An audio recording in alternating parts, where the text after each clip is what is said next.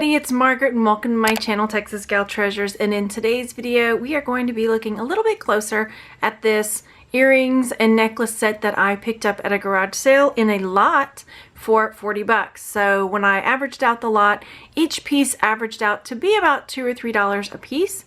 And when I first got it, I saw that it was marked G1 and 900, and I did a little research. Initially, not apparently enough, but to figure out what the stamps were, and I was a bit confused about the 900 stamp. I'm not so much anymore, but I wanted to share what I've learned and what I've picked up from you guys, because I really appreciate everybody reaching out that did and said, hey, you might want to look at this, hey, you may want to research that, and that is how we learn, right? So this set I picked up at the garage sale, and it is marked 900 and G1. There's another small mark that I can't make out, which could be a maker's mark or manufacturer. But in my research, we'll start with the stones. They are cameos and they are garnets, and the G1 stands for the grade of garnets, which could be Czech, or often they're labeled Bohemian garnets, and G1 represents the grade of garnet that they are, which is a high grade. So I've got my light here. I wanted to share with you guys the cameos and the garnets with the light behind them. So I'm going to flash this light at you for just a second so you can see the cameo and the light coming through the garnets. I also have my Presidium gem tester here, which I thought might be overkill, but hey, why not? That's what we have it for. So I've got my Presidium gem tester. Let me slide this over so you can see. And it will test our different stones, and if it's garnet, it should fall where, let me put it where you can see it. Where that little line is, where you can see it's garnet, for that right there. It doesn't give grades for garnets on this, on the gem tester, but that's okay, because we don't really need that. So we want it to be right where that little line where it says garnet, tourmaline, and iolite, I believe is what that says. So I'm going to take the garnet and use the pen tip to test this. Let's see if I can do it where you can see.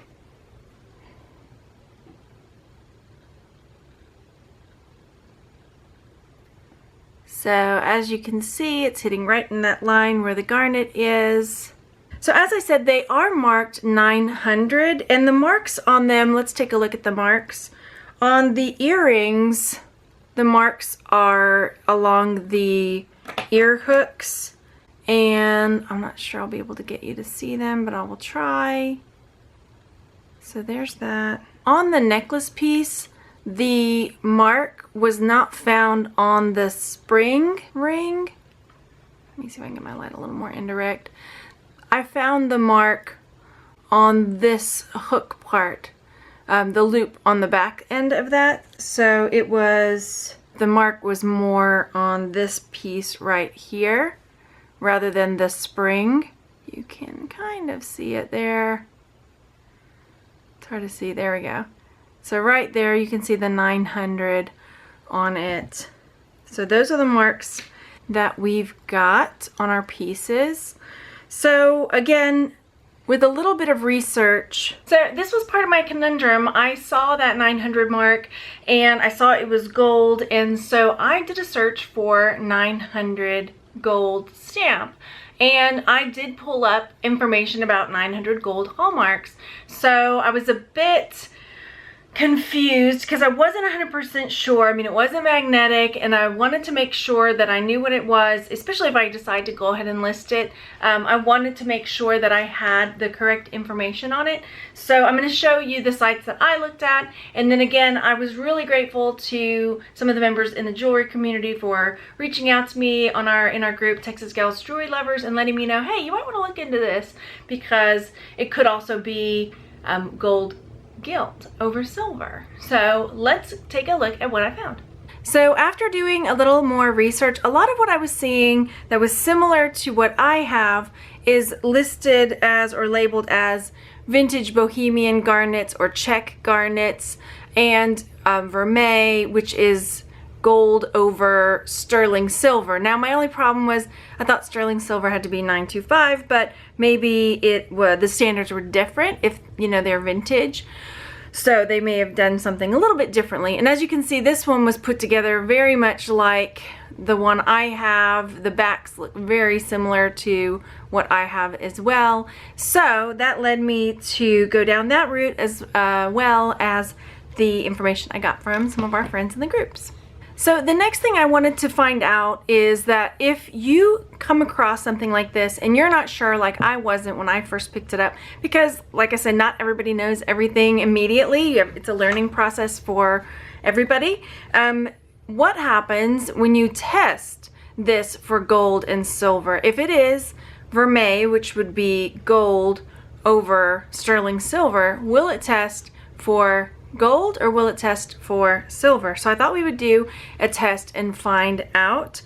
We can test, now this has got many different pieces, so I might do a piece, you know, scratch a piece where you can't see it on the back, and then on the ear loop where it won't be as noticeable.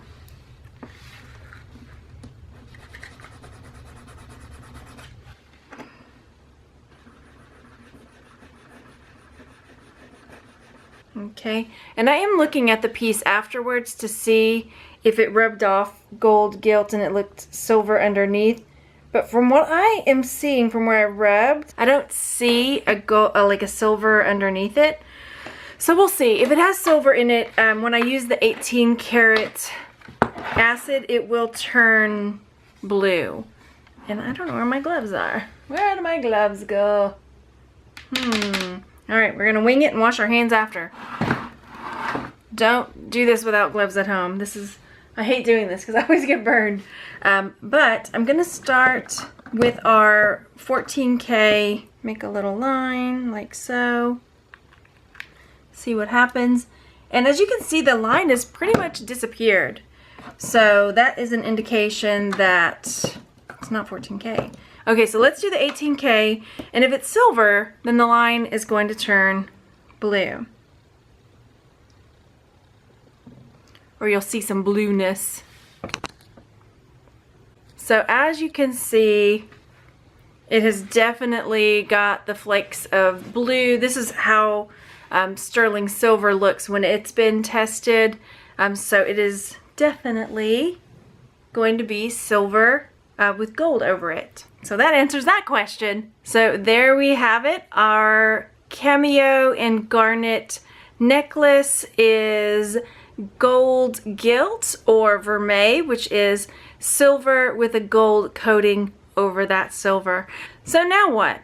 If I decide to keep these, then I don't need to worry about how much I could sell them for. But let's say I wanted to sell these shell cameo and G1 garnet necklace and earrings with all the bells and whistles. What would I sell them for?